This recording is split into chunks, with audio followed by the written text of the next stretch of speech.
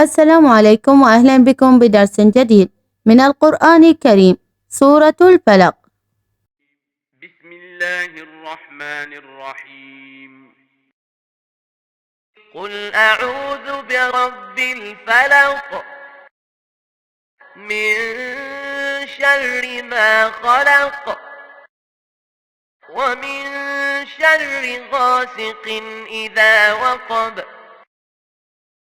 ومن شر النفاثات في العقد ومن شر حاسد إذا حسد. بسم الله الرحمن الرحيم. قل أعوذ برب الفلق من شر ما خلق ومن شر غاسق إذا وقب ومن شر النفاثات في العقد ومن شر حاسد إذا حسد. معاني كلمات الكلمة معناها الفلق وتعني الصبح، من شر ما خلق وتعني من شر كل مخلوق يصدر منه الشر مثل الإنسان وشياطين الجن والحيوانات المؤذية. غاسق وتعني الليل المظلم. وقب وتعني دخل ظلامه. النفاثات في العقد وتعني الساحرات. المعنى العام: يعلمنا الله تعالى في القرآن الكريم أن نتعوذ بالله رب الفلق أي رب الصبح، فنتعوذ من كل شر، فالله هو الذي خلق نور الصباح بقدرته، وبه نحتمي ليحفظنا من شر المخلوقات التي يصدر عنها الشر فتصيبنا بالأذى، فوجب علينا أن نعوذ بالله تعالى، فنقول أعوذ بالله من الشيطان الرجيم ليحفظنا من الأشرار كالسارق والمؤذي من الناس، ويحفظنا من شر الحيوانات التي تسبب لنا الأذى. ثانيا، ونعوذ بالله من شر كل شرير يتستر بالغسق أي يختفي بظلام الليل ليقوم بأفعاله الشريرة.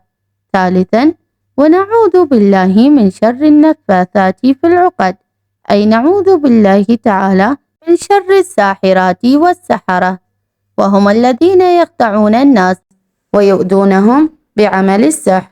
رابعا، ونعوذ بالله من شر الناس الحاسدين الذين يحسدون الناس، والحاسد هو الإنسان الحاقد الذي لا يريد أن يرى خيرا للناس ولكن يتمنى زوال نعمتهم، فهو شخص يكره الناس ويحقد عليهم.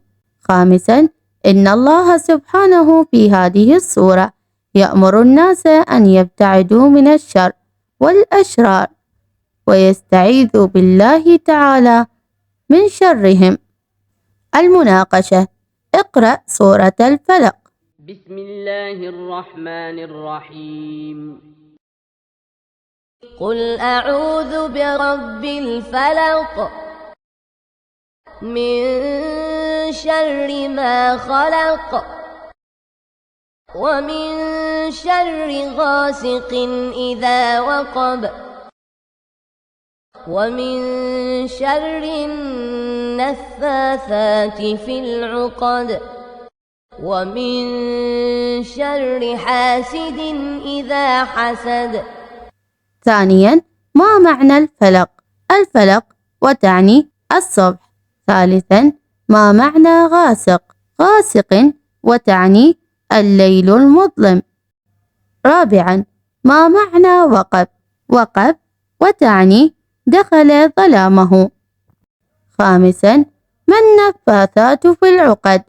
النفاثات في العقد وتعني الساحرات. سادسا، ماذا يعلمنا القرآن الكريم في هذه السورة؟ يعلمنا الله تعالى في القرآن الكريم أن نتعوذ بالله رب الفلق أي رب الصبح، فنتعوذ من كل شر، فالله هو الذي خلق نور الصباح بقدرته، وبه نحتمي ليحفظنا من شر المخلوقات التي يصدر عنها الشر فتصيبنا بالأذى. فوجب علينا أن نعوذ بالله تعالى، فنقول: أعوذ بالله من الشيطان الرجيم ليحفظنا من الأشرار كالسارق والمؤذي من الناس، ويحفظنا من شر الحيوانات التي تسبب لنا الأذى.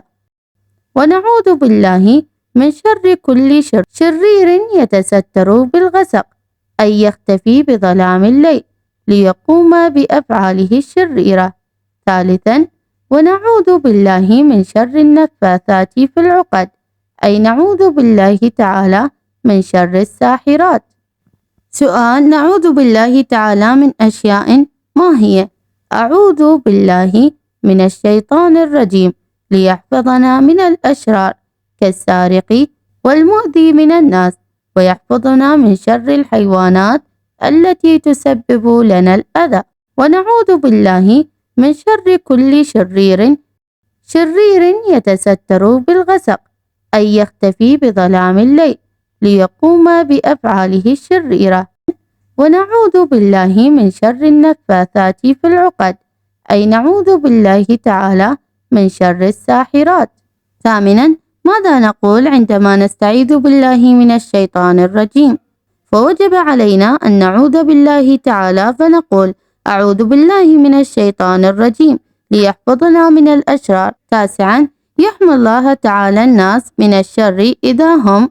إن الله سبحانه في هذه السورة يأمر الناس أن يبتعدوا من الشر والأشرار، ويستعيذ بالله تعالى من شرهم.